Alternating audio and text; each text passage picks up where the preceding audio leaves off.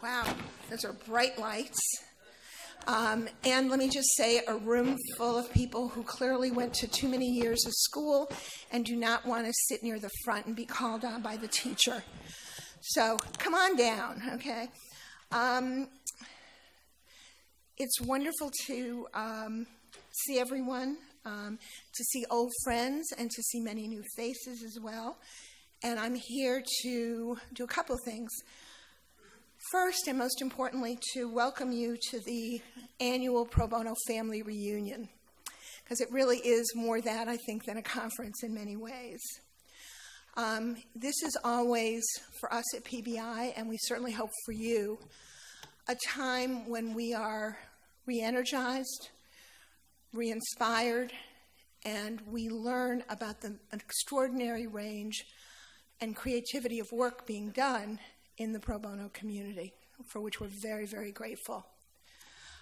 It is also, sadly, a year in which several of our beloved colleagues are no longer with us. And I want to mention one, and then I'll do an introduction of someone who will speak about our other colleague whom we lost this year. The first person who is not with us is Bricker Lavik from Dorsey and Whitney. Bricker was one of the first people to come to this conference, and I think for all of us, especially for his colleagues in Minnesota, Bricker was the face of pro bono, and he brought such dedication and joy to his work. Bricker has been ill for many years, but he has continued on doing this work, continued to inspire and teach all of us, and he certainly will not be forgotten and will be treasured by the people in this room. So I'd like to just take a moment of silence to remember him.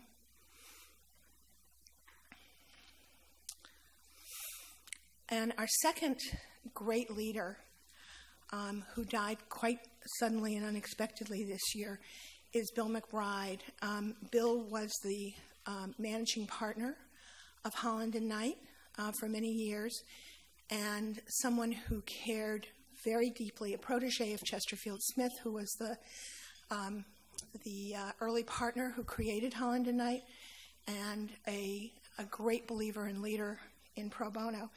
And I want to welcome to the podium Paul Kiernan, who is the executive partner of the DC office of Holland and Knight, to say a few words about Bill.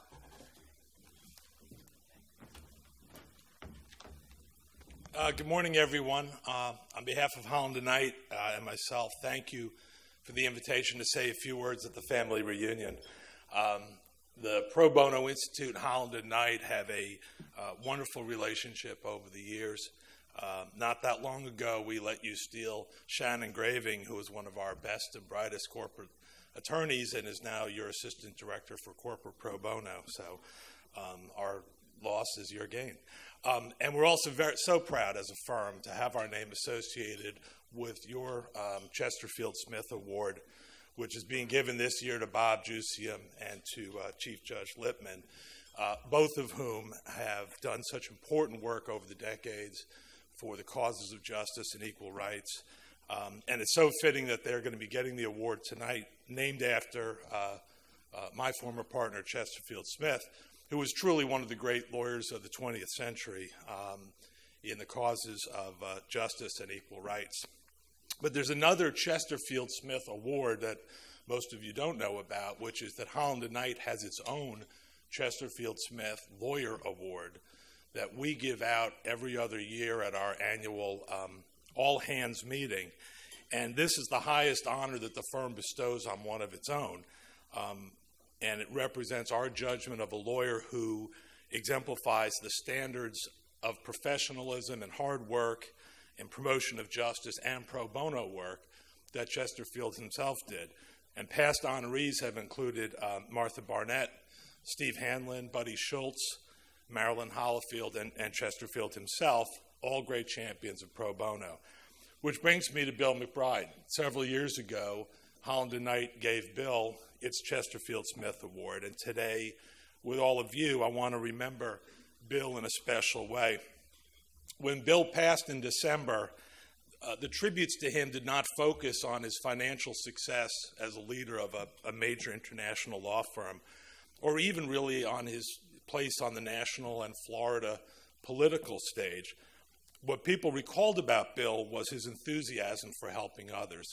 Bill had an infectious joy in the service of others that not only got him revved up, but would get you revved up. And Bill treasured the commitment to pro bono. I saw Esther quoted recently as referring to PBJs, pro bono junkies. Bill was a PBJ. Bill McBride believed that to each of us to whom much is given, much is expected. And that we lawyers have the opportunity to do well with our lives, and we also have the obligation to do good. And Bill made sure that the DNA of Holland and Knight, and he really tried for the whole profession, would always include a commitment to pro bono, to justice, to equality, and to community service. In recent years, with all the economic issues and international issues, it would be easy to back burner that commitment. And as a profession, we have been called on to do more with less. We all understand that. But you and we are all rising to that challenge. So I know you have a full agenda today of wonderful programs. You're all going to be exhausted by the end of the day. So let me just conclude with the following request. For those of you who knew Bill McBride, at some point today, give him an extra thought. And I'll share with his wife, Alex, and with my partners at Holland and Knight that this organization and you all have sent sort of an extra solar flare of positive energy and good thoughts towards them. And for those of you who didn't know Bill or Chesterfield, let me just make sure you understand today that we are all beneficiaries of the work that they did. And we're called upon to accept their challenge to bring every day the best of what we have to help all of our brothers and sisters. Again, thank you very much. Enjoy your program. Thank you.